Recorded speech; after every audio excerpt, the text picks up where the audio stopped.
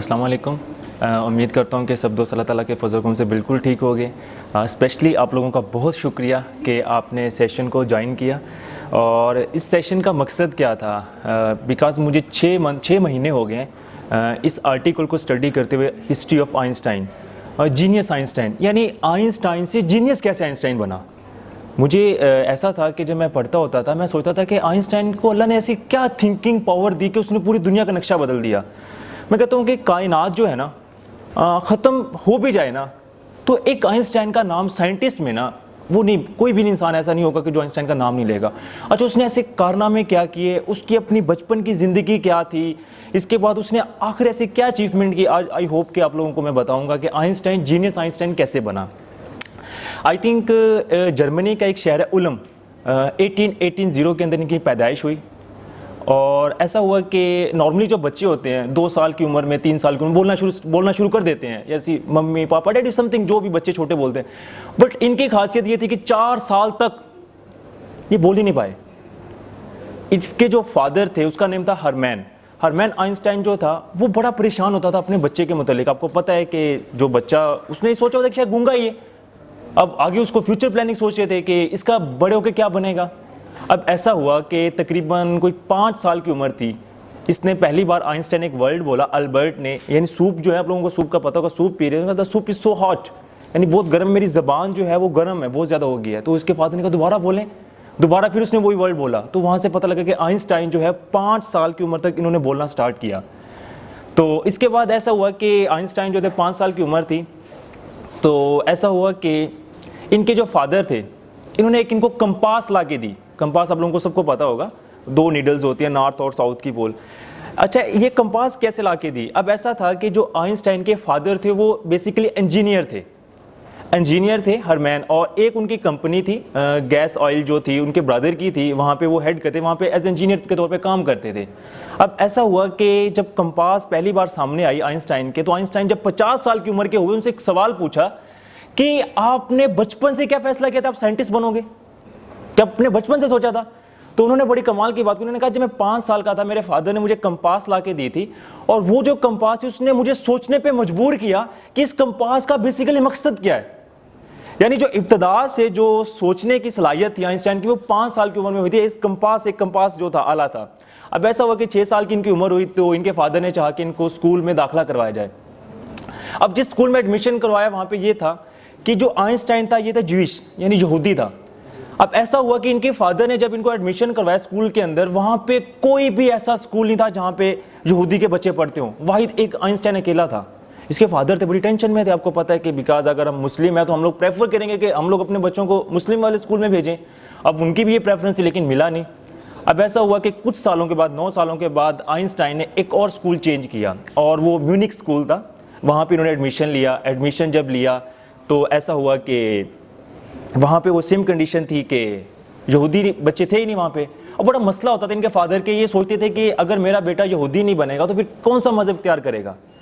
अब आहिस्ता आहिस्ता हुआ कि आइंस्टाइन को अपने मज़हब से लगाव नहीं था, वो हमेशा दूसरी चीज़ों के मुतालिक सोचता था, हमेशा बचपन से उसका जहन था कि वो डिफरेंट चीज़ों के मुतालिक सोचता। अब ऐसा हुआ कि 1895 की बात है।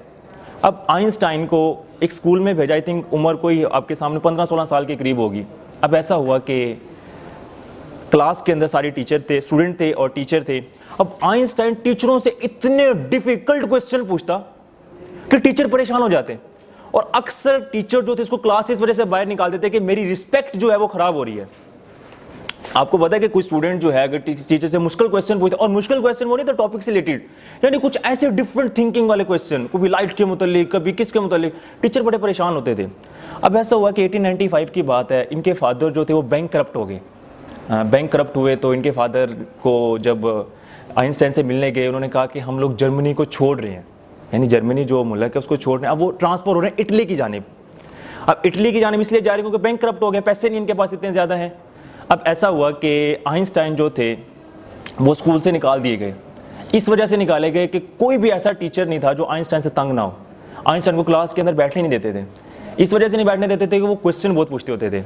अब जब आइंस्टाइन को स्कूल से बाहर निकाला तो इनके फादर पहली बार जब 1895 की बात है मिले, तो उन्होंने कहा बेटा हम हो गए बैंक करप्ट, मैं जा रहा हूँ इटली, यानी आइंस्टाइन की एक फैमिली, एक बहन थी, एक उसकी मदर, हम जा रहे हैं इटली, आपने लेकिन यहाँ पे रहना है जर्मनी में। अब आइंस्टाइन जो था बड़ा परेशान था कि मेरी फैमिली सारी चली गई है। उसके फादर ने कहा कुछ भी हो जाए आपने इधर ही रहना है। अब ऐसा हुआ कि आइंस्टाइन का उसी साल रिजल्ट आया। आप इमेजिन कर सकते हो कि रिजल्ट में क्या होगा, मार्क्स कितने होंगे, इमेजिन कर सकते हो। 2 सब्जेक्ट सिर्फ पास किए, फिजिक्स और मैथ, बाकी सारे सब्जेक्ट में फेल। सब्जेक्ट कौन से फेल थे? ज़ूलॉजी, बॉटनी, लिटरेचर और फ्रेंच लैंग्वेज जो थी, चारों में फेल। अब जब अपने फादर के पास दोबारा जाते हैं, ये जर्मनी से इटली जाते हैं, वो कैसे जाते हैं कि वहाँ की स्कूल की कंडीशन थी कि अगर कोई बच्चा फेल हो जाता है ना, वहाँ पे डेफिनेटली कंडीशन ये थी कि वो बच्चा जब तक पास नहीं करेगा ना, उसको कहीं और स्कूल में एडमिशन नहीं होगा। अब ऐसा हुआ कि आइंस्टाइन एक डॉक्टर के पास गए, उनसे रिक्वेस्ट की कि आप मेरा मेडिकल अनफिट का नाम, कुछ ऐसा कोई मेडिकल अनफिट दें ताकि मैं जर्मनी छोड़ के दोबारा वापस इटली चला जाऊँ। उसने कहा क्यों, एक कोई वजह बताओ। उसने कहा यहाँ पे टीचर अच्छी नहीं है, मैं जिससे कोई सवाल पूछता हूँ ना, वो कोई सवाल का जवाब नहीं देता। उसने कहा ये तो कोई बात नहीं हुई। वो फिर टाइम के मुतालिक सोचता, आखिर टाइम क्या है, टाइम किस चीज़ के मुतालिक। वो क्लास के अंदर जब बैठता, आप लोगों को देखा होगा कि सूरज की जो रोशनी है बिल्कुल सीधी फॉल करती है, वो अपने हाथ ऐसे रखता और देखता कि सूरज की रोशनी कैसे आ रही है, सूरज की जो रोशनी है वो किस तरह आ रही है, टाइम मकसद क्या है। यानी ये तो स्पेस से आ रही है ना, हम लोग अक्सर, because I am student of physics, मैं कोशिश करूंगा आपको फिजिक्स की बातें ना बताऊं, एग्जैक्टली फिजिक्स के स्टूडेंट तो कम ही होंगे, तो मैं कोशिश करूंगा आपको आसान अल्फाज में समझाऊं। अब जब जो सूरज की रोशनी जो बिल्कुल ऐसे फॉल करती, अब ऐसा होता कि आइंस्टाइन सोचता है कि इसका टाइम क्या होगा और ये रोशनी फॉल कैसे कर रही है, क्यों कर रही है। कई बात में आपको पता है कि अब वो सोचता था कि जो रोशनी है जो इसके अंदर, सुराख के अंदर से क्यों नहीं गुजर पाती, सूरज की जो रोशनी है वो सुराख के अंदर से क्यों नहीं गुजर पाती। अब यही सोचो विचार में लगे रहे। अब ऐसा हुआ कि फेल हो गए, अगले साल फिर फेल। अब ये दोबारा जब फेल हुआ, मेडिकल अनफिट करार दिया और ये जर्मनी चले गए, सॉरी इटली चले गए। अब जब इटली गए, इनके फादर ने देखा इनको कि अल्बर्ट आया, उनका अल्बर्ट यहाँ पे क्या करने आया। उसने कहा कि मैं एडमिशन लूँगा यूनिवर्सिटी में।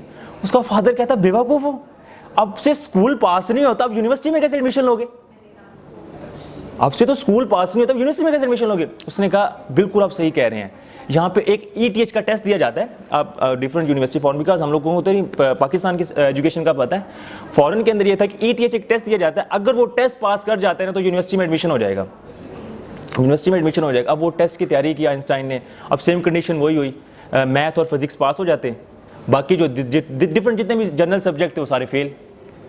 अब बड़े हैरान हुआ इसका फादर, यार ये क्या मामला है कि बच्चा पास क्यों नहीं करा सब्जेक्ट। अब इस तरह हुआ कि एक टीचर के पास जाते हैं, प्रोफेसर वेबर होता है, यूनिवर्सिटी के अंदर होते हैं। अब ये छोटा सा बच्चा 15-16 साल की उम्र में एक पेपर पब्लिश करता है। हम नॉर्मली, आपको पता है कि 1500, हम लोग जब 9th-10th में थे हमें तो पता ही नहीं होता था, एक पेपर पब्लिश करता है और ये लाइट के मुतालिक पेपर पब्लिश करता है। उसके टीचर को ना बड़ी अच्छी बात लगती है, एक छोटा सा बच्चा जो रूल को तोड़ता है, टीचरों की बात नहीं सुनता, इसको अपने पास बुलाया जाए। अब ऐसा हुआ कि जब उसको अपने पास बुलाया गया, उससे पूछा कि आप रूल को क्यों तोड़ते हो। उसने कहा बिकॉज टीचर, मैं जिससे क्वेश्चन पूछता मेरा सही जवाब नहीं दे पाते। उसने कहा ये तो कोई क्वेश्चन नहीं है। उसने कहा अच्छा ठीक है, कि उसने कहा कि मैं आपकी लैब में काम कर सकता हूँ। जो फिजिक्स की लैब थी ना, वहाँ पे प्रोफेसर वेबर जो थे, उन्होंने कहा मैं आपकी लैब में काम कर सकता हूँ। उन्होंने कहा क्यों नहीं, लेकिन आपको सब्जेक्ट पास करना पड़ेगा, फिर आप एडमिशन होगा। स्कूल का नई चीज़ का टेस्ट पास हो रहा है ना, स्कूल पास हो रहा है। अब उस जो प्रोफेसर ने उसके ऊपर ये छोटी सी शफकत की कि एक स्विट्ज़रलैंड स्कूल में भेज दिया, स्विट्ज़रलैंड स्कूल में भेजा और वहाँ पे ये मेंशन किया कि आप जाओ वहाँ पे कम से कम स्कूल पास करो, वहाँ पे फ्रेंच लैंग्वेज पास करो, जर्नल जितने भी सब्जेक्ट है वो पास करो। अब ऐसा हुआ कि ऑफ़र मिली, आइंस्टाइन ने एक्सेप्ट की और वापस स्विट्ज़रलैंड चले गए। अब जब स्विट्ज़रलैंड गए, अब रहना किसके पास था, यहाँ पे बड़ी इंटरेस्टिंग स्टोरी शुरू होती है, बिकॉज आइंस्टाइन की जर्नी का जो लाइफ का पहला मरला शुरू होता है 1896 की बात है अराउंड अबाउट।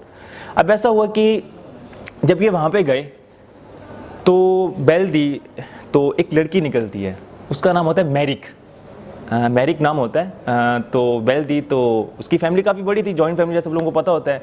तो सब लोगों ने कहा ये इस लड़के के बॉयफ्रेंड है, यानी मैरिक का बॉयफ्रेंड आ गया। वो कहते हैं कि मैरिक का बॉयफ्रेंड नहीं, मैरिक बड़ा गुस्सा करती है, बहुत खूबसूरत होती है लड़की। तो इसके फादर जो थे मैरिक के, वो कहते हैं अल्बर्ट आया। उसने कहा जी अल्बर्ट। उसने कहा अल्बर्ट आ जाओ आ जाओ। पूछा कि ये अपनी बेटी को बताते हैं कि ये वो स्टूडेंट है हमेशा रूल को तोड़ता है, कभी ऐसा नहीं हुआ कि किसी सब्जेक्ट में पास हो, कभी भी ऐसा नहीं हुआ, और ये ऐसे बच्चे मुझे बहुत पसंद हैं। अल्बर्ट कहने लगा कि सर आप मेरी तारीफ़ कर रहे हैं या इंसल्ट कर रहे हैं। तो उन्होंने कहा मैं आपकी तारीफ़ कर रहा हूँ। अब ऐसा हुआ कि वहाँ पे स्विट्ज़रलैंड के अंदर एडमिशन लिया।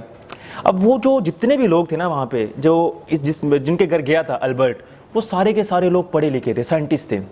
और वो हमेशा कोई ना कोई डिफरेंट क्वेश्चन पूछते थे एक दूसरे से, यानी खाना खाते तो साइंटिफिक बात करते, अच्छा कुछ भी अगर कोई पहनते खरीदते साइंटिफिक बात करते। आइंस्टाइन जो था, आइंस्टाइन को ऐसी कोई चीज़ चाहिए थी जो साइंटिफिक बात हो।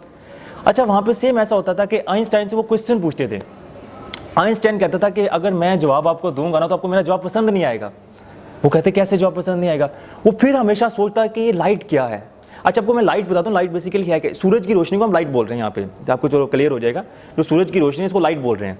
वो कहते हैं लाइट क्यों वहाँ से फॉल करती है? अब ऐसा हुआ कि उसने कहा बताओ आप, वो फिर डिफरेंट टॉपिक डिस्कस करना शुरू करता है। अब ऐसे ऐसे फिर आहिस्ता आहिस्ता क्या हुआ कि मैरिक और आइंस्टाइन का आपस में रिलेशनशिप हो गया। मैरिक भी सेम क्लास फेलो थी और आइंस्टाइन भी सेम थे, यानी इन्होंने एक साल टेस्ट पास किया ईटीएच का, फिर फेल हुए, दोनों फेल हुए, एक नहीं फेल हुआ, दोनों फेल हुए किस्मत देखे, एक नहीं दोनों फेल हुए। अब इस तरह हुआ कि जब ईटीएच का टेस्ट पास किया, वहाँ पे एक स्कूल में एडमिशन लिया, अब तकरीबन 2 साल के बाद आइंस्टाइन का रिजल्ट आया। अब इमेजिन कर सकते हैं फिर क्या कंडीशन होगी, फिर सेम वही सब्जेक्ट फिजिक्स और मैथ पास, बाकी सारे फेल।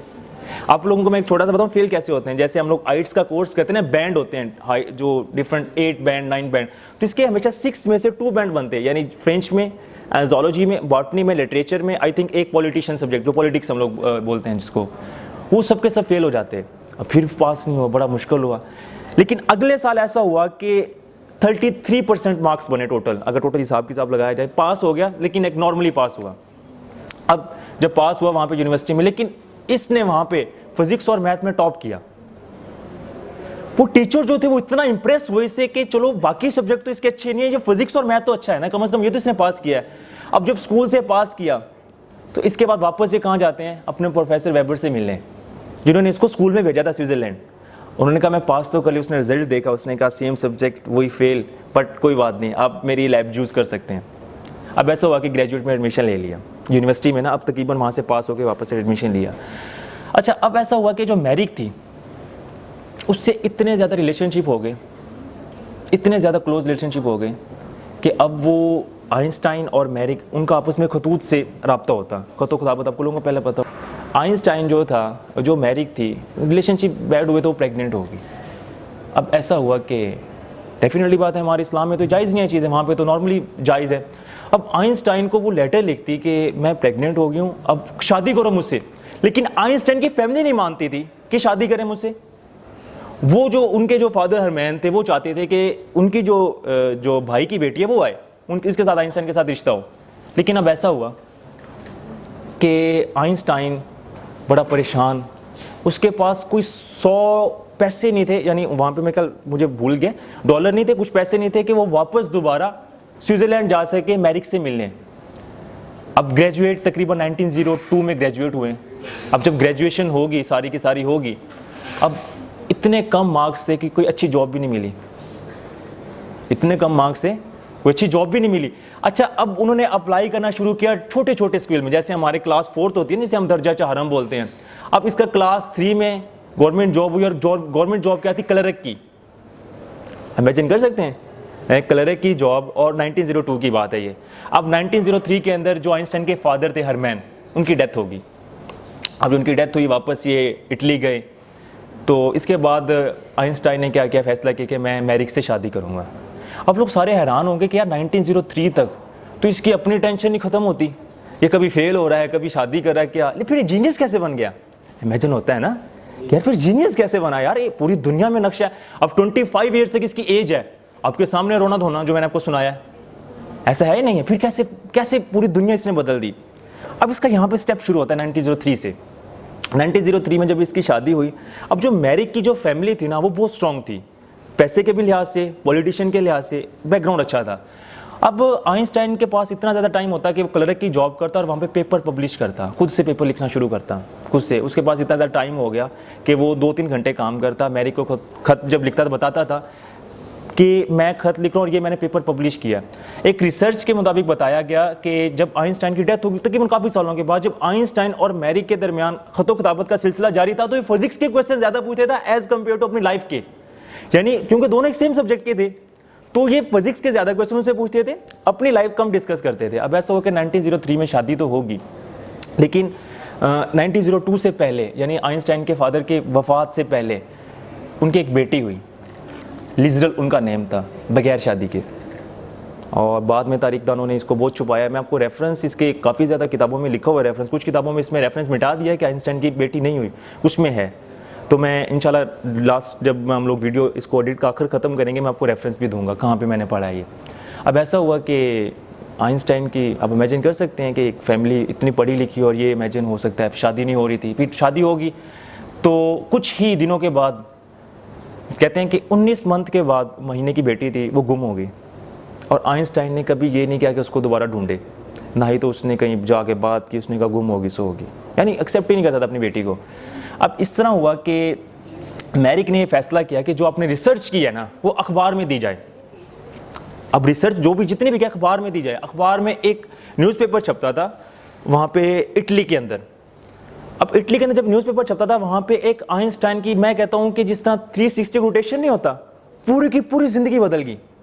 अब उसने ऐसे पेपर क्या पब्लिश किए कि जिससे पूरी ज़िंदगी बदल गई उसकी। अब वो जो पेपर पब्लिश किया आपको मैं बताता हूँ, वो जो सारी ज़िंदगी बचपन से सोचता था लाइट के मुतल्लिक, लाइट क्या है। अब यहाँ पे आपको इंटरेस्टिंग बात बताता हूँ। पहले साइंटिस्ट का मानना यह था कि जो सूरज की रोशनी से हम लाइट बोल रहे हैं वो वेव की फॉर्म में शक्ल कर रही है। आप लोगों को वेव समझा देता हूँ। वेव चलो बिकॉज ऐसा है कि कुछ लोगों को नहीं फिजिक्स का पता होगा। आप लोगों ने देखा होगा कि वेव्स, अगर आप एक रस्सी ले, एक इधर से आप खींचे, ऐसे वेव्स प्रोड्यूस होती है। ऐसी डिफरेंट वेव्स, पानी के अंदर आप पत्थर फेंक के गोल वेव्स प्रोड्यूस होती है। फिजिक्स की काफ़ी जो वेव्स की किस्में हैं, आपको मैं नॉर्मली बता रहा हूँ। अब उसने कहा लाइट वेव नहीं है, लाइट बेसिकली एक फोटॉन है। फोटॉन क्या है, आपको मैं पेपर में जो नॉर्मली कहा, फोटॉन ये है कि लाइट जो है, फोटॉन का मतलब पैकेट्स या बंडल। लाइट जो ट्रैवल करती है वो फोटॉन यानी पैकेट्स और बंडल की शक्ल में ट्रैवल करती है, लाइट वेव की शक्ल में ट्रैवल नहीं करती। ये जो पेपर पब्लिश हुआ मार्च 1905 के अंदर, इसने पूरी दुनिया हिला दी कि ऐसा क्या मामला है कि लाइट, अब इसके ऊपर रिसर्च होना शुरू होगी। अब आइंस्टाइन ने इतने ज़्यादा पेपर पब्लिश किए हुए थे। अब देखो आपको मैं इसमें थोड़ा सी टॉपिक सेट के बात करूँ, जब क्लर्क की इसने जॉब की, इसको कितनी ज़्यादा अपॉर्चुनिटी हुई, सोचने का मौका मिला, इसने पेपर अपने पब्लिश स्टार्ट किए। अगर आपको कोई नॉर्मली जॉब मिलती है, अपना बेनिफिट फ़ायदा उठाना चाहिए हमें, हम लोगों को, हम लोग रोना धोना नहीं हर टाइम रखना चाहिए। अब इसने यही किया। अब एक और आई थिंक मई के अंदर एक और पेपर पब्लिश किया एटम्स के मुतालिक। एटम्स क्या है, अच्छा जो आखिरी पेपर पब्लिश किया ना सितंबर के अंदर। और आपको सॉरी मैं एक आपको बता देता हूँ, थ्योरी ऑफ रिलेटिविटी एक और पेपर पब्लिश किया था, 4 पेपर पब्लिश किए थे 1905 में। अब थ्योरी ऑफ रिलेटिविटी क्या है, आपको मैं आसान अल्फाज में समझाता हूँ कि अब कोई पीछे से कोई ड्रोन हम पे हमला करे, ये लाइब्रेरी हमारी पूरी बड़ी लाइब्रेरी है, ये हमारा है SIC कॉर्नर है, लिंकन कॉलेज पहले नेम था। अच्छा वो जो ड्रोन है उसको ये आसान रहेगा कि इसरार जो है लाइब्रेरी के अंदर बैठा है, फलां जगह बैठा है, कि वो पूरी लाइब्रेरी को अटैक करेगा, तो वो तो मुझे अटैक करेगा ना। तो थ्योरी ऑफ रिलेटिविटी का ये मकसद है कि वो जो ड्रोन है वो सिर्फ लिंकन कॉर्नर के ऊपर, SIC जो हमारा कॉर्नर है, इसी के ऊपर आके मिसाइल लगेगा, बाकी पूरी लाइब्रेरी को कुछ नहीं कहेगा। आपको एक मैं छोटी सी मिसाल देता हूँ कि 9/11 का वाकया हुआ, तो आपको पता है कि पाकिस्तान और अफगानिस्तान से क्या रिलेशनशिप था। उस वक्त मुशर्रफ की हुकूमत थी। अमेरिका जो था, आप लोगों को पता होगा कि अमेरिका ने पाकिस्तान को फोर्स किया कि आप हमारा साथ दो, तालिबान के खिलाफ जंग लड़ो। अब इस तरह हुआ कि वहाँ पे कुछ सालों के बाद मुशर्रफ की और जो पाकिस्तान की जो टेररिस्ट जो हम लोग बोलते, जिनको बोलते थे ये, उनके आपस में सुलह होगी।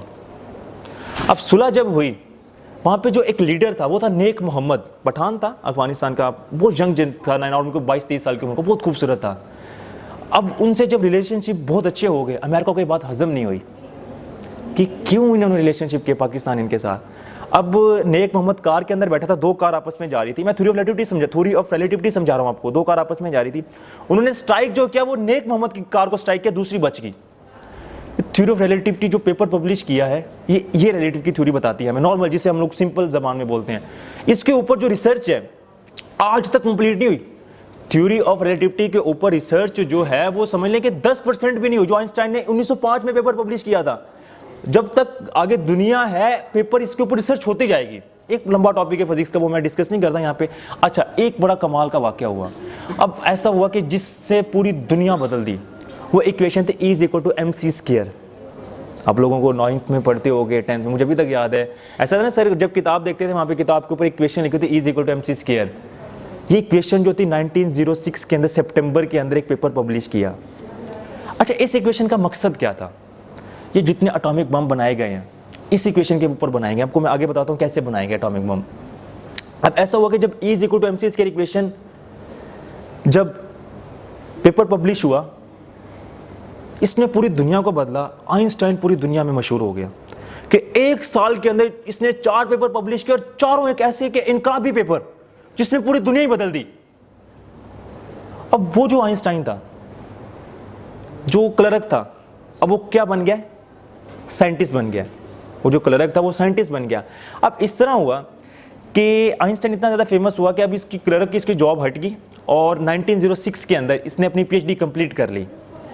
PhD जो थी कंप्लीट कर ली, किस सब्जेक्ट में की? फिजिक्स में की। अब 1909 के अंदर इनकी जॉब हुई ज़्यूरिख यूनिवर्सिटी, जहाँ पे ये पढ़ते थे, जहाँ पे इन्होंने PhD की। क्योंकि आइंस्टाइन का इतना नाम रोशन हो गया, वहाँ पे इन्होंने क्या किया, एज ए एसोसिएट प्रोफेसर इनको भर्ती कर लिया यूनिवर्सिटी ने। अब इस तरह हुआ कि आपको मैं नॉर्मली आगे कट करता हूँ बात, 1914 के अंदर ये दोबारा वापस जर्मनी आ गया। बिकॉज आपको पता है कि आइंस्टाइन कहाँ रहता था? जर्मनी में पैदा हुआ। तब वापस जब जर्मनी में आया, यहाँ पे 2 वाक्य होते हैं इसके साथ। एक वाक्य ये होता है कि मैरिक और आइंस्टाइन की जो रिलेशनशिप है वो ख़राब हो गई। मैरिक कौन थी? पहली वाइफ इसकी। अब इतने ज़्यादा रिलेशनशिप ख़राब हुए इनके, आइंस्टाइन ने ये फैसला किया कि आप आगे अब मेरे साथ ज़िंदगी गुजारोगे तो मेरी 3 शर्तें आपको माननी पड़ेंगी। अब 3 शर्तें क्या होंगी? आप बड़े हैरान होंगे। पहली शर्त ये है कि मेरा जो बिस्तर है वो बिल्कुल साफ़ होना चाहिए। दूसरी शर्त यह है कि मुझे टाइम पे खाना देना चाहिए। तीसरी शर्त यह है कि मेरे बेटा जो है उसके दरमियान कोई गलतफहमी पैदा नहीं करनी, मेरे बेटे के दरमियान और मेरे दरमियान। अगर ये आपने मेरी शर्तें मानी तो आप मेरे साथ रहेंगे, अदरवाइज मैं आपको डिवोर्स दे दूंगा। अब 1914 के अंदर एक और बड़ा मसला हुआ। जब ये जैसे जर्मनी आए, फर्स्ट वर्ल्ड जो पहली जंग अजीम वो शुरू होगी, फर्स्ट वर्ल्ड वॉर। आप लोगों को पता है 1914 के अंदर स्टार्ट हुई। अब जब फर्स्ट वर्ल्ड वॉर जंग शुरू हुई, अब ये था यहूदी, ये था यहूदी। अब इस तरह हुआ कि फर्स्ट वर्ल्ड वॉर शुरू होगी, जर्मनी जो थी वो जंग उनकी शुरू होगी। अब आई थिंक 1915 के अंदर मैरिक से रिलेशनशिप खत्म हुई और डिवोर्स दे दी। अब 1914 के अंदर आइंस्टाइन ने एक दूसरी शादी की अपनी कज़न के साथ, दूसरी शादी की। अब 1918 के अंदर ऐसा हुआ कि फर्स्ट वर्ल्ड वॉर जो थी वो खत्म हो गई और जर्मनी उसमें शिकस्त खा गया। अच्छा, जर्मनी कैसे शिकस्त आई? जो जर्मनी को कैसे शिकस्त हुई? इस वजह से हुई कि उनका मानना था कि हम लोग जो जंग हारे हैं वो यहूदियों की वजह से हारे हैं, और फ्रांस ने इतना ज्यादा कब्जा कर लिया जर्मनी के इलाके के ऊपर, उनको बाकायदा डबल में उनको टैक्स देना पड़ता था। उनकी माशियत जो जर्मनी की थी इतनी ज्यादा खराब होगी कि अब उन लोगों को सिर्फ यहूदियों से नफरत होना शुरू होगी कि यहूदियों की वजह से हम लोग अपनी जंग हार गए हैं। अब इसके बाद इब्तदा बड़ी कमाल की होती है। 1921 के अंदर हिटलर आता है, नाजिक पार्टी की बुनियाद रखता है। हिटलर जो है नाजी पार्टी जो है वो उसकी बुनियाद रखता है, बेस रखता है। अब ऐसा हुआ कि आइंस्टाइन ने इतने पेपर पब्लिश किए हैं कि आप एक्सेप्ट कर सकते हैं कि नोबेल प्राइज उसको मिलना चाहिए। जो थ्योरी ऑफ रिलेटिविटी आज तक जो है उसको 10% भी कहते हैं कि सॉल्व नहीं हुई, आगे इतनी बड़ी रिसर्च है, उसको फिर नोबेल प्राइज क्यों नहीं मिला? उसको नोबेल प्राइज नहीं मिला। अब नोबेल प्राइज आइंस्टाइन को किस बात पे मिला? फोटो इलेक्ट्रिक इफेक्ट के ऊपर 1921 के अंदर। एक बहुत बड़ा टॉपिक है फोटो इलेक्ट्रिक इफेक्ट क्या है, इस टॉपिक के ऊपर आइंस्टाइन को क्या मिला? नोबेल प्राइज मिला। अब मैरिक से आइंस्टाइन की ये डील थी कि अगर आपको नोबेल प्राइज मिलेगा तो 50% जो है डिवोर्स के बाद आप हमें पैसे देंगे, मेरे बेटे को देंगे, मुझे देंगे। डील थी उनकी। अब ऐसा ही हुआ कि डील पूरी हुई। अब 1921 के अंदर एक बड़ी इंटरेस्टिंग बात है कि जितने भी जर्मनी के लोग थे ना, वो सब के लोग जो यहूदियों से नफरत करना शुरू कर दी। वो यहूदियों को देखते नहीं थे। और जो हिटलर आया था उसने काम ही यही किया, उसकी जो एजेंडा उसने रखा था, उसने एजेंडा ही रखा था कि मेरी हुकूमत आएगी, मैं यहूदियों को खत्म करूंगा। हिटलर का मानना यह था कि हम लोग जर्मनी कभी तरक्की नहीं कर सकता जब तक यहूदी रहेंगे, यहूदी जो है रहेंगे। आप लोगों को पता है कि टोटल यहूदी जो है कितनी आबादी है? आई थिंक 17.5 मिलियन है। यहूदी थोड़ी सी नॉर्मली है, इतनी ज्यादा नहीं है, लेकिन फिर भी कंट्रोल सारा यहूदियों के पास है। सोशल मीडिया देख लें, बड़े बड़े चैनल्स देख लें, बड़ी बड़ी न्यूज़ देख लें। मैं आपको आगे थोड़ी एक और इंटरेस्टिंग बात बताता हूँ। अब ऐसा हुआ कि 1921 के तो नोबेल प्राइज़ मिल गया। आइंस्टाइन जो है फ्रांस से रिलेशनशिप बहुत अच्छे थे, क्योंकि आइंस्टाइन पूरी दुनिया के अंदर फेमस हो गया था। अब जो पूरी दुनिया के अंदर फेमस हुआ तो आइंस्टाइन के रिलेशनशिप जो थे, फ्रांस जो था वो यहूदियों का मुल्क था, फ्रांस जो था वो यहूदियों का मुल्क था। अब इस तरह हुआ कि फ्रांस से जब रिलेशनशिप आइंस्टाइन के बहुत अच्छे हुए तो जो जर्मनी के लोग थे वो आइंस्टाइन से नफरत करना शुरू कर दी उन्होंने कि ये हमें सपोर्ट करे, उनको क्यों सपोर्ट कर रहा है। अब इस तरह हुआ कि आहिस्ता आहिस्ता 1933 के अंदर हिटलर की हुकूमत आ गई। अब आइंस्टाइन जो था हिटलर से बहुत जलता था, वो सोचता था कि हिटलर की हुकूमत ना आए, बाकी किसी जिस मर्जी की आ जाए। लेकिन जब हुकूमत आई हिटलर की, आप लोगों को पता है कि उन्होंने क्या सलूक किया यहूदियों के साथ। होलोकास्ट नाम सुना आप लोगों ने? कुछ 60 लाख यहूदी मारे, उनको जिंदा जलाया। जर्मनी के अंदर चुन चुन के हिटलर की जो फौजी थी, नाजी पार्टी थी, उन्होंने चुन चुन के यहूदियों को मारा। जब यहूदियों को मारा तो आइंस्टाइन कौन था? यहूदी था। आइंस्टाइन ने क्या किया? इसने सोचा कि अब मैं मरने वाला हूं, मुझे निकलना चाहिए। अब आइंस्टाइन ने क्या किया? ये जर्मनी को छोड़ के अमेरिका चला गया। अब जब अमेरिका गया तो डेफिनेटली बात है, वहाँ पे आइंस्टाइन पेपर और पब्लिश की। यूनिवर्सिटी में आइंस्टाइन कितनी ज़्यादा शोहरत याफ्ता थी। अब सारी की सारी बातें मैं थोड़ी सी वाइंड अप करता हूँ ताकि हमारी सारी बातें ख़त्म हो। अब इस तरह हुआ कि 1935 या 36 के अंदर राउंड अबाउट आइंस्टाइन की रिलेशनशिप अमेरिका के प्रेसिडेंट के साथ बहुत ज़्यादा अच्छे हो गए, क्योंकि आइंस्टाइन एक साइंटिस्ट था और पूरी दुनिया में इनकलाब पैदा कर दिया। आइंस्टाइन ने एक खत लिखा कि जो जर्मनी है वो एक ऐसा एटॉमिक बम बनाना जा रहा है जिससे अमेरिका को नुकसान होगा। आपको पता है कि अमेरिका की बात हजम होने वाली है कि अगर उनको पता चले कि हमारा मुल्क तबाह हो रहा है, वो क्या ये करेंगे? उन्होंने क्या किया? सारे के सारे साइंटिस्ट को बुलाना शुरू किया, जितने भी साइंटिस्ट हैं सबको इकट्ठा किया। अब इस तरह हुआ कि जब सारे के सारे साइंटिस्ट को इकट्ठा कर लिया, उन्होंने कहा कि आइंस्टाइन आपने क्यों ये बात की है, आपने क्यों ऐसी बात की है? उसने कहा ये जो आपको मैंने इक्वेशन 1906 के 5 के अंदर E = mc स्क्वायर इक्वेशन बनाई थी ना, इसका मकसद क्या था? मैं आपको समझाता हूँ। Energy E = m, m mean mass, और एनर्जी यानी एनर्जी जो है, मास अगर कम भी हो ना तो फिर भी बहुत बड़ी एक छोटे से बम से पूरी दुनिया तबाह हो सकती है। और स्पीड C = 3 × 10⁸ आई थिंक, जिसकी जो वैल्यू है, इस वेलोसिटी से अगर कोई चीज़ फॉल कर रही है, ऊपर से नीचे आ रही है, पूरी की पूरी दुनिया तबाह हो सकती है। उसने सिर्फ अंदिया दिया। उसने कहा ये तो हमें बात मानते, लेकिन उनके पास ऐसी टेक्नोलॉजी क्या है? आइंस्टाइन जो था एग्जैक्टली यहूदियों का था और जर्मनी से था, सारा पता था। क्योंकि आपको पता है कि सपोज किया कि अगर मैं कोई अच्छा साइंटिस्ट हूं तो मेरे नीचे जितने भी साइंटिस्ट हैं मेरा सबको पता होगा, अच्छे रिलेशनशिप थे। आइंस्टाइन उनको बताया हुआ था कि जो एटॉमिक बम बनता है ना वो यूरेनियम से बनता है। आप लोगों ने बचपन में पढ़ी होगी यूरेनियम की। आपको मैं यूरेनियम की एक छोटी सी बात बताता हूँ। आधा किलो यूरेनियम ले जग के अंदर, और कम से कम मैं कहता हूँ 1.5 लाख कोयले को इकट्ठा करें, किलो कोयले को इकट्ठा करें, आधा किलो यूरेनियम की मिकदार और 1.5 लाख कोयले की मिकदार बराबर होगी। अब 1.5 लाख कोयला आई थिंक यूनिवर्सिटी में सर आ जाएगा पूरा, पता नहीं कितना, और एक आधा किलो यूरेनियम की मिकदार है। अब ये सिर्फ आइडिया दिया था, उन्होंने कहा कि ऐसा होगा। अब उसने कहा कि आपको फिर कैसे पता? तीसरा फिर क्वेश्चन उसने कहा, मैं आपको बताता हूँ कि जो मेरे साइंटिस्ट थे जो मेरे साथ रहते थे, मुझे पता चला है कि बेल्जियम के अंदर यूरेनियम जो है वो एक्सपोर्ट कर रहा है जर्मनी जो एक्सपोर्ट कर रहा है। मैं आपको बता रहा हूं, अगर आपने काम नहीं किया तो आपके मुल्क को खतरा है।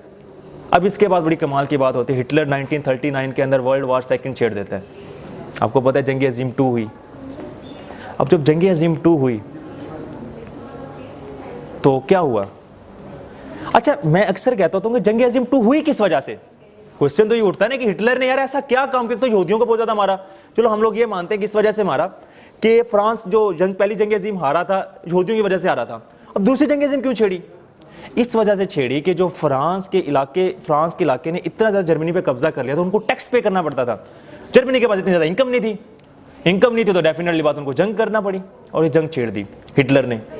और जब हिटलर ने जंग छेड़ी तो जर्मन जो थे उस वक्त बहुत बड़े साइंटिस्ट थे, उन्होंने बनाना शुरू किया। अब अमेरिका ने फैसला किया कि आइंस्टाइन को इंचार्ज बना दिया कि आप एटॉमिक बम बनाओ, एटॉमिक बम बनाने के लिए ली आई थिंक, आगे मुझे नेम भूल रहा है उसका, उसको हेड बनाया आइंस्टाइन के नीचे। आइंस्टाइन सिग्नेचर करेगा और वो सारी उसके पास कमांड आ जाएगी। आपको बहुत बड़ी स्टोरी हो जाएगी, मैं आपको इंशाल्लाह कभी नेक्स्ट में एटॉमिक बम बनाऊंगा कैसे बनता है इसका बताता हूँ मैं। क्या हुआ कि ये जो सिग्नेचर किए, और अमेरिका ने बेल्जियम का जो उनका फॉरेन मिनिस्टर होता है उसको बुलाया, उसको कहा कि आपने जर्मनी को यूरेनियम नहीं देनी, अब हमसे वायदा कर लो, हम आपको इतने पैसे देंगे। अब पैसे दिए। अब आपको मैं छोटी सी और बात बताता हूँ कि रॉकेट लॉन्चर जो होता है ना, अब आप देखें बम, एटॉमिक बम कैसे बनता है, जैसे हम लोगों को हिरोशिमा नागासाकी पे जो कैसे गिराया, क्यों गिराया?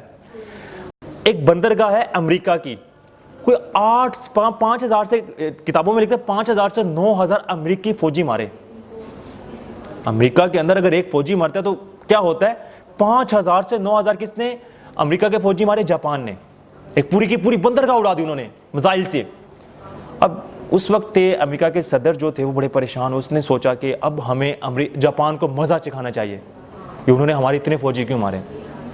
उन्होंने क्या किया, आइंस्टाइन से पूछा। आइंस्टाइन ने जो नीचे लीड कर रहा था उस बंदे ने सारे का सारा एटॉमिक बम बनाया। एटॉमिक बम जब बन गया तो आइंस्टाइन ने खत लिखा उसके प्रेसिडेंट को, अमेरिका के प्रेसिडेंट को, कि आपको इस बम का भी अंदेशा नहीं है, ये बम कितनी जानों को लेगा, आप इस तरह करो एक बार इसके मुतालिक सोच लो कि बम जो है आपने गिराना भी है नहीं गिराना। जो प्रेसिडेंट था अमेरिका का, उसने क्या किया, खत को देखा, पहाड़ के डस्टबिन थी वहीं पे रख दिया। अब वहीं पे रखा तो आइंस्टाइन को कहा कि आप जो है बम की तैयारी करो।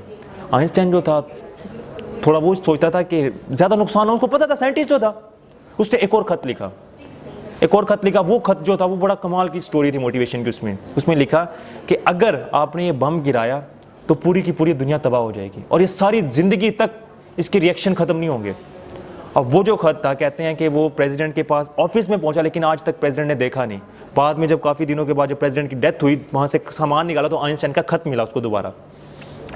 अब जब जापान के ऊपर हिरोशिमा नागासाकी, लोगों को पता होगा, एटॉमिक बम गिराया गया, कितने लोगों की जान गई, कितने लोगों की जान गई। आज तक वो जो रिएक्शन का फॉल हो रहा है एटॉमिक बम का पूरी दुनिया के अंदर फैला है। अच्छा, इसके दो फायदे एटॉमिक बम के।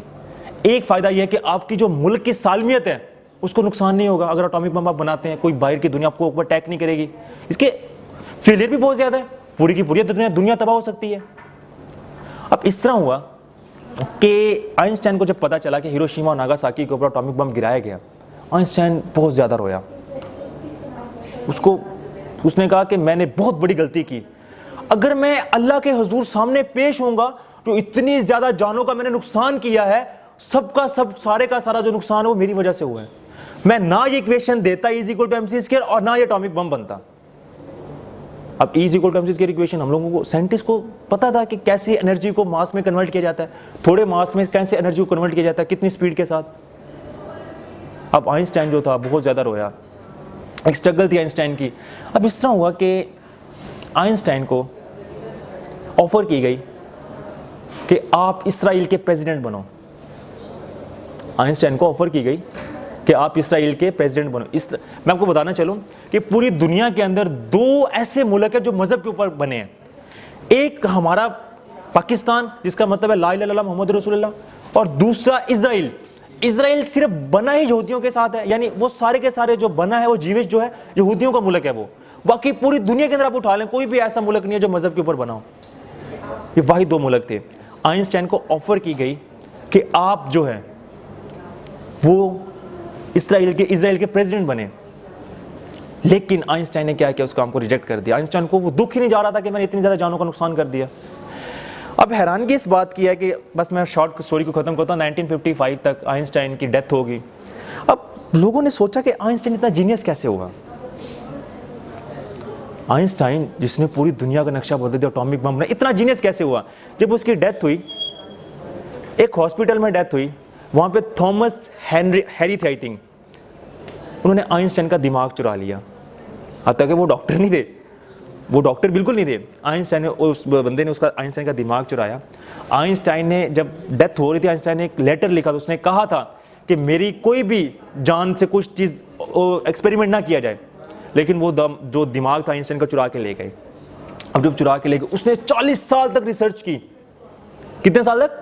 40 साल तक आइंस्टाइन के सिर्फ दिमाग के ऊपर रिसर्च की। हॉस्पिटल वालों ने उसको बाहर निकाल दिया क्योंकि हॉस्पिटल से जबरदस्ती चुरा के लेके गया था। अब जब रिसर्च हुई, आप इमेजिन कर सकते हैं आइंस्टाइन का माइंड कितना होगा। नॉर्मली इंसान से 17%, 70% ज्यादा आइंस्टाइन का माइंड था। नॉर्मली इंसान से 17% आइंस्टाइन का माइंड ज्यादा था, जो इसने पूरी दुनिया ही बदल दी। आज देख लें आप एटॉमिक बम के असरात क्या हैं, पूरी दुनिया के नक्शे बदल दिए। कोई जंग का नाम लेते हैं? जिसके पास एटॉमिक बम हो, कोई जंग का नाम ही नहीं लेगा। किस वजह से नहीं लेगा? एटॉमिक बम का फायदा भी बहुत ज्यादा है, लेकिन नुकसान सबसे ज्यादा है। लेकिन ये सारी की सारी स्टोरी आपको बताने का क्या मकसद था? देखिए, एक इंसान था 25 साल तक उसकी जो अपनी ज़िंदगी थी कैसे रही, अपनी ज़िंदगी के अंदर फेल होता गया, लेकिन एक टाइम आया कि उसने पूरी दुनिया बदल दी। आप लोग अगर लाइफ के अंदर अगर आप फेल होते हो तो कोई बात नहीं, आपके पास अल्लाह ने बहुत अपॉर्चुनिटी दी है, आप उसका क्यों नहीं फ़ायदा उठाते? अब एक साइंटिस्ट इंसान जो है उसकी इतनी बड़ी, आप लोगों को मैं भी शायद ना पता इस हिस्ट्री का क्या वजह है, मैंने डिस्कस की। एक नॉर्मल इंसान की ज़िंदगी जो है इतनी परेशान कुन है 25 सालों तक, और आगे जाके उसकी लाइफ चेंज होती है। आप बहुत बड़ी बड़ी हिस्ट्री उठा के देख लें, अपनी लाइफ के अंदर इतनी फेलियर होती है, उनको इतना ज़्यादा नुकसान होता है, इतने ज़्यादा हर्डल फील करते हैं। बड़ा इंसान कब बनता है? बड़ा इंसान उस वक्त बनता है जब वो प्रॉब्लम्स को फेस करता है। जब आप प्रॉब्लम को फेस नहीं करेंगे तो कैसे बड़े इंसान बनेंगे? तो ये सेशन का आज मकसद सिर्फ यही था कि आइंस्टाइन की सिर्फ हिस्ट्री डिस्कस नहीं करना थी। आइंस्टाइन की जो माइंड लेवल था, बचपन में कैसा, दरमियान में कैसा, क्या पता आपका माइंड हो, अल्लाह ने आपको इतना बड़ा माइंड दिया हो, क्या पता है? कोई किसी को पता है? सबसे इंपॉर्टेंट बात यह है कि कोई भी काम स्टार्ट करो लाइफ के अंदर, परेशानी आएंगी, बहुत बड़ी बड़ी मुश्किलात आएंगी, उसको फेस कैसे करना है कोई इंसान फेस नहीं कर सकता, तो आपको खुद करना पड़ेगा फेस, फिर ही आप बड़े इंसान बनोगे, अदरवाइज आप बड़े इंसान नहीं बन सकते। अगर किसी का कोई भी क्वेश्चन हो, इंशाल्लाह आई विल रिप्लाई। कोई भी क्वेश्चन हो, हाँ ये है कि आइंस्टाइन को आर्टिकल आप लोगों ने पढ़ा होगा तो डेफिनेटली बात है, क्वेश्चन पूछेंगे, लेकिन इसकी लाइफ के मुतालिक आपका कोई भी क्वेश्चन और ज़िंदगी के मुतालिक कुछ भी हो, आई विल रिप्लाई टोटली। भाई आपने जो कहा है, मतलब आइंस्टाइन ने अपना जो है ज़िंदगी 25 साल जो है ऐसे गुजारे हैं, तो इसके ऊपर इनका कोई असर नहीं हो गया आगे? ऐसा कोई ऐसा मूवमेंट इसके सामने जो शो ऑफ नहीं हुआ है, जो मतलब उसको बार बार उसको ये यकीन दिलाती जाए कि ये जो है पीछे से किस तरह था और आगे किस तरह बन गया? सर, 2 क्वेश्चन जो मैं पूछना चाहूँगा। एक, आपने जंग जैसी भयानक चीज़ को आपने अज़ीम कहा, जंग अज़ीम, तो मैं ये समझता हूँ कि जंग कभी अज़ीम नहीं हो सकता, वो तबाहियों की बायस बनता है। तो दूसरी बात कि आपने कहा कि आइंस्टाइन का जो माइंड था वो नॉर्मल इंसान से 17% ज़्यादा था। तो अब हम काफ़ी सारे मोटिवेशंस जिस तरह हम सुनते हैं, तो उसमें यही चीज़ होता है कि अब हम सब बराबर हैं, हम सब कुछ जो वो कर सकते थे हम भी कर सकते हैं। तो आप एक का माइंड जो है 17% आप ज़्यादा बता रहे हैं, तो हमसे तो ज़्यादा होगा ना, तो फिर वो बराबरी वाली बात हो फिर कहाँ होगी कि सारे इंसान बराबर हैं, सब कुछ हम कर सकते हैं। Thank you. अच्छा, क्वेश्चन आपका ये है कि आइंस्टाइन ने ऐसा क्यों किया कि अमेरिका को ही बताई, ये फार्मूला बताया, उसको एटॉमिक बम बताया। अच्छा, इससे पहले क्या हुआ आपको मैं इससे पहले बताया कि हिटलर ने क्या किया था। हिटलर ने 60 लाख यहूदी मारे थे। आप मुस्लिम हो, आप मुसलमानों के ऊपर तशद्दुद हो रहा है कि आप मुल्क के अंदर, इस मुल्क के अंदर ही पैदा हुए, क्या आप उनके साथ दोगे? आप डेफिनेटली बात नहीं दोगे। क्यों? क्योंकि आपके मजहब के ऊपर अटैक हो रहा है, आप मुसलमान हो, हम तो बर्दाश्त ही नहीं कर सकते। अब आइंस्टाइन के साथ भी यही मामला हुआ। आइंस्टाइन था यहूदी की वजह से हिटलर ने कुछ 60 लाख यहूदी, एक इंसान मरता, उसने मरा क्या किया हिटलर ने, क्या किया आपको मैं इंटरेस्टिंग बात बताता हूँ कि चुन चुन के यहूदियों को इकट्ठा किया, इतने ज़्यादा लोगों को तंदूर जो तेज चलते हैं उनको आग में फेंक दिया। इमेजिन कर सकते हैं? अच्छा, क्या वजह थी ऐसी कि आइंस्टाइन और हिटलर ने क्यों काम किया? इस वजह से किया कि वो पहली जंग अज़ीम किस वजह से हारे थे? यहूदियों की वजह से। आप लोगों को पता है कुरान पाक में अक्सर कितनी बार यहूदियों का वर्ड लिखा गया। यहूदी जो होते हैं ये चालाक और मक्कार कौम है, ये किसी के नहीं होते, ये सोचते सिर्फ अपनी जात के मुतालिक। और हिटलर जो था उसको नापसंदीदा करता था, वो कहता था कि जर्मन जब पता करेगा जब यहूदी नहीं होगा जर्मनी के अंदर। होलोकास्ट, अभी जो होलोकास्ट का आपको मैं इंटरेस्टिंग बात बताता हूँ कि होलोकास्ट के अंदर अभी कोई आप किसी जगह पे अमेरिका के अंदर कहीं जगह बात करते हैं सिर्फ कि होलोकास्ट के अंदर सिर्फ 20 लाख बंदे मरे थे, 60 लाख नहीं मरे, आपको वैसे जेल में डाल देंगे। वो सिर्फ इतनी बात करने से वो लोग होलोकास्ट से इतना डरते हैं। और हिटलर से, अच्छा हिटलर ने फिर क्या किया? हिटलर ने खुदकुशी कर ली। एक बड़ा लंबा टॉपिक हो जाएगा, इंटरेस्टिंग हो जाएगा कि एक और हिस्ट्री हो जाएगी, वो इंशाल्लाह कभी वीडियो बनाएंगे हिटलर के ऊपर भी। हिटलर ने क्या किया था आखिर में, जो खुदकुशी उसने भी खुद कर ली थी। और दूसरा का क्या क्वेश्चन था? आइंस्टाइन वाला तो आपने जो 70% पूछा, मैं उससे सेम रिलेटेड आपसे वही पिछले वाला क्वेश्चन बता रहा हूँ कि किसी इंसान को ये पता नहीं चलता कि मेरा माइंड कितने % ज़्यादा है आम नॉर्मल इंसान से। आइंस्टाइन को भी नहीं पता था। आइंस्टाइन की जब रिसर्च हुई तभी जाके पता चला। और किसी का कोई क्वेश्चन हो? हाँ जज़ाकल्लाह। सर मेरे 2 क्वेश्चन हैं। एक तो क्वेश्चन ये है कि आपने कहा कि आइंस्टाइन इतनी बार फेल हुआ फिर जाके वो कामयाब हुआ, तो ये है कि जब कामयाब इंसान बनने के लिए फेल होना लाजमी है ज़िंदगी में? एक तो ये सवाल है।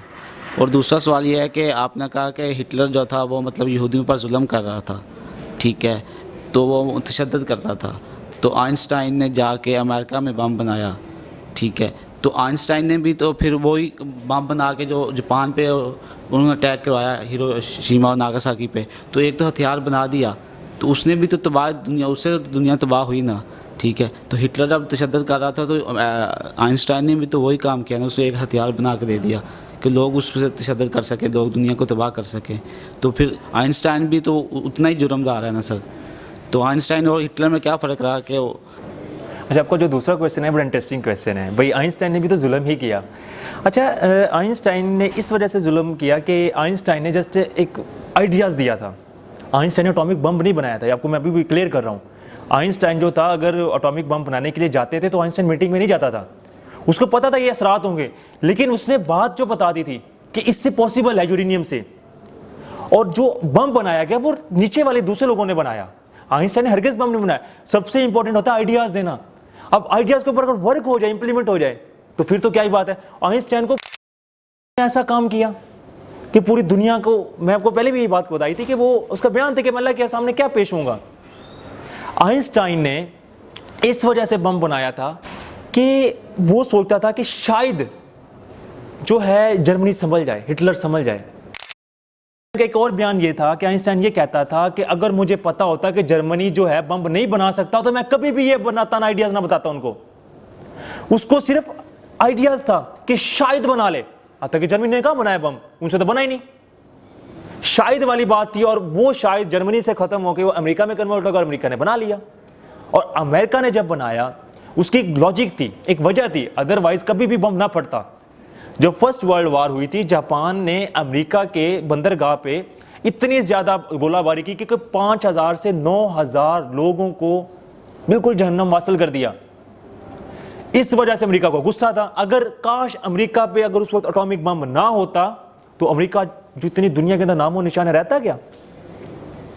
जब से एटॉमिक बम हुआ है, बना है, देखो एटॉमिक बम के इसके फायदा भी बहुत ज्यादा, नुकसान भी बहुत ज्यादा है। आप अपने मुल्क पाकिस्तान की बात ले लें, कोई भी दुनिया की पावर हमारे ऊपर जंग कर सकती है? नहीं कर सकती। इसका फायदा भी बहुत ज्यादा है, आपका मुल्क सिक्योर है, इसका नुकसान भी बहुत ज्यादा है। लेकिन आइंस्टाइन ने बम नहीं बनाया था, आइंस्टाइन ने सिर्फ आइडियाज दिया था। आपको दूसरा क्वेश्चन क्या था? आपका दूसरा क्वेश्चन ये है कि कामयाब इंसान के लिए हमेशा फेल होना ज़रूरी क्यों है। अच्छा देखिए, ये बड़ी इंटरेस्टिंग वाक़या है कि मेरी अपनी लाइफ की एक बहुत बड़ी जर्नी, अगर मैं मोटिवेशन बना हूँ तो क्यों फेलियर, आप लोगों को मैंने पहले बताया था।